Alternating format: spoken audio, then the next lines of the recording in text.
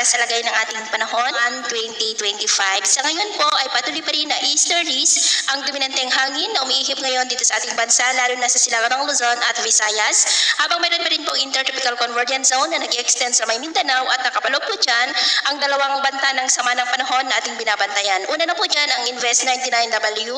na nasa loob ng ating area of responsibility about 669 km east of Mati. Sa ngayon ay bumaba na po ang tsansa niya na maging bagyo, gaya na yung napapansin ay halos wala na po yung kaulapan at halos wala na rin pong sirkulasyon. At ang ikalawa naman na nasa labas ng ating area of responsibility about 2,000 km southeast ng Davao Region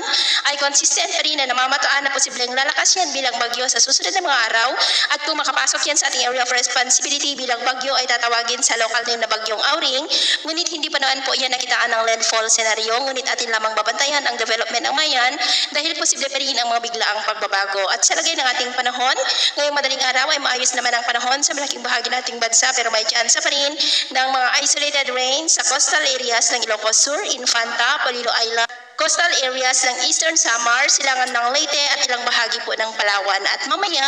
ay sisikat naman ang araw sa malaking bahagi ng ating bansa, mainit at maalinsangan ang panahon, pero may chance pa rin ng cloudy skies with isolated rains, lalo na sa may Palawan, ilang bahagi ng Catanduanes, Eastern Samar, Holosulu at Tawi-Tawi. At mamayang hapon may chance pa rin ng cloudy skies with isolated rains sa ilang bahagi ng Ilocos Region, Cordillera, Palawan, Eastern Visayas at ilang bahagi ng Mindanao. Kaya kung lalabas tayo sa ating mga tahanan,